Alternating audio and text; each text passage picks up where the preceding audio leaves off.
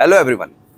देखिए, supply chain में एक स्ट्रैटेजी यूज़ की जाती है। Strategy for rapid response, strategy for flexibility, strategy for agility, ताकि आप जो है वो किसी तरीके से कॉस्ट को जो है वो ऑप्टिमाइज़ कर सकें, किसी तरीके से जो है वो कस्टमर सेटिस्फेक्शन को जो है वो अचीव कर सकें।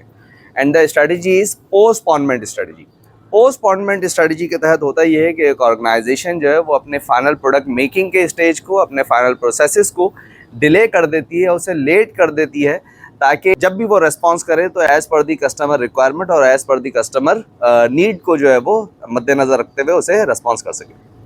One of the best example for postponement is कि अगरचे तो एक टेक्सटाइल मैन्युफैक्चरिंग फर्म जो है वो स्टैंडर्डाइज प्रोडक्ट्स को अनडाइड फैब्रिक की सूरत में जो है वो स्टोर करती है, और देन जब कस्टमर की रिक्वायरमेंट आती है तो as per the customer requirement उन फैब्रिक्स को डाई करने के बाद जो है वो कस्टमर को डिलीवर करती है। That is basically the strategy of postponement.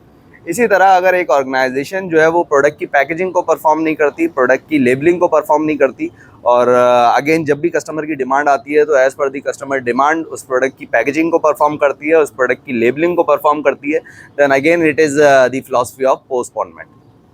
तो the bottom line is same कि ऑर्गेनाइजेशंस जो हैं वो अपने फाइनल प्रोडक्ट की मेकिंग को या फाइनल प्रोसेसेस को जो है वो पोस्टपोन करती हैं, उसे डिले करती हैं, ताकि वो रैपिड रेस्पॉन्स कर सकें और बिल्कुल उसी तरीके से रेस्पॉन्स कर सकें जो कि कस्टमर्स की एक्चुअल रिक्वायरमेंट है। Dell again one of the best example is for postponement. Dell postponement strategy का यूज़ करते हुए अपनी इन्वेंट्री की मूवमेंट्स को जो है वो पोस्टपोन करता है from the supplier side towards the company side. Dell के जो मैन्युफैक्चरिंग प्लांट्स हैं या जो असेंबली प्लांट्स हैं उनके नियर बाय वेंडर हब्स जो हैं वो डेवलप किए जाते हैं। वेंडर हब्स जो हैं वो थर्ड पार्टी ऑपरेटेड होते हैं। अभी डेल के पास कोई रिक्वायरमेंट आती है रिगार्डिंग दी प्रोडक्ट, तो डेल रैपिड रेस्पॉन्स करते हुए उन वेंडर हब से जो है वो इन्वेंट्रीज को मूव करवाता है टुवर्ड्स दी मैन्युफैक्चरिंग प्लांट और टुवर्ड्स दी असेंबली प्लांट। इसका सबसे बड़ा बेनिफिट डेल को ये मिलता है कि जो मटेरियल की स्टोरेज कॉस्ट है, मटेरियल की हैंडलिंग कॉस्ट है, मटेरियल की मैनेजमेंट कॉस्ट है, उसकी स्टोरेज कॉस्ट है, ये डेल को जो है वो बेयर नहीं करनी पड़ती।